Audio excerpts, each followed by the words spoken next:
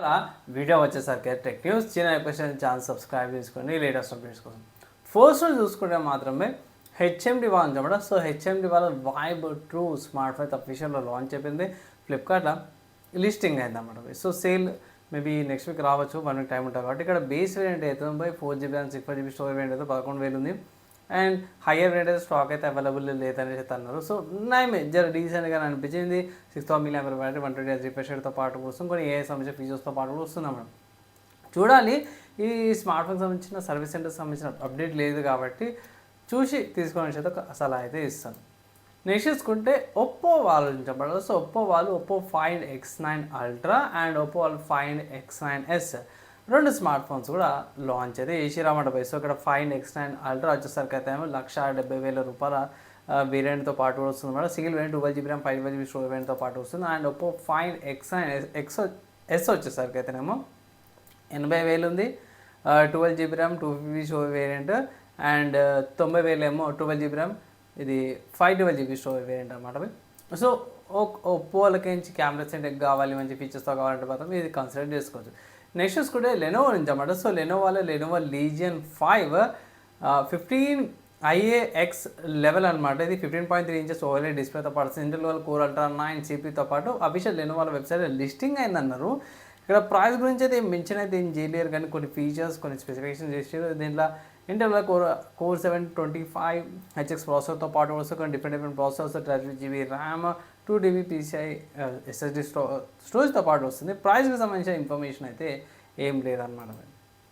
Next చూసుకుంటే Android నుంచి అన్నమాట. సో ఆండ్రాయిడ్ 17లా కంటిన్యూ ఆన్ అనే ఫీచర్ తీసుకొస్తారంట మాత్రమే. సో ఇది ఏం చేస్తుంది అంటే మాత్రమే రీయూజ్ చేసుకోవచ్చు అన్నమాట. యాప్స్ ఏవైతున్నాయో క్రాస్ ప్లాట్ఫామ్లో లైక్ ఫోన్ నుంచి ట్యాబ్లెట్కి ఎక్కడైతే ఆపిరో అక్కడ నుంచి ఫోన్లో ఆపినాక మీరు ట్యాబ్లెట్లో కూడా యాక్సెస్ చేసుకోవచ్చు అనేసి అయితే ఇది తీసుకొస్తారు అన్నమాట.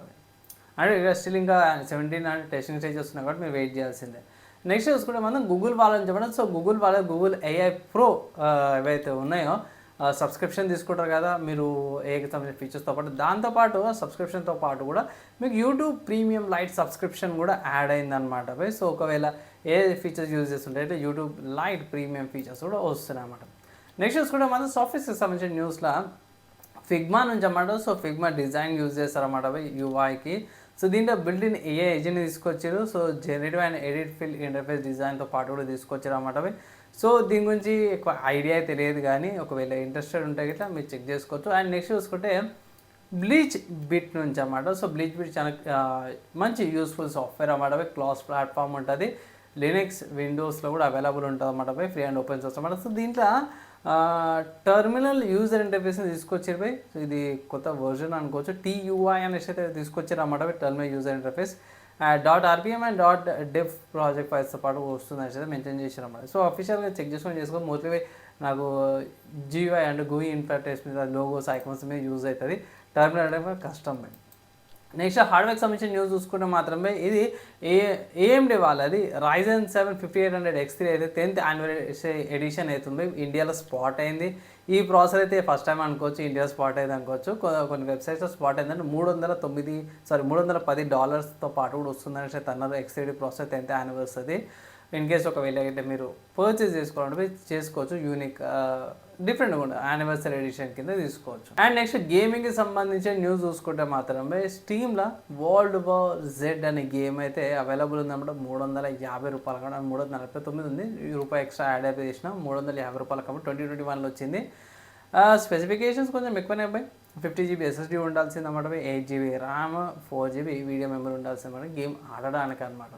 సో మొత్తం జాంబీ కపలిక్స్ గురించి అయితే అందరికీ తెలిసిందే కదా. సో సేమ్ అలానే ఉంటుంది. ఒకవేళ ఇట్లా ట్రై ట్రై అయితే చేసుకోవచ్చు.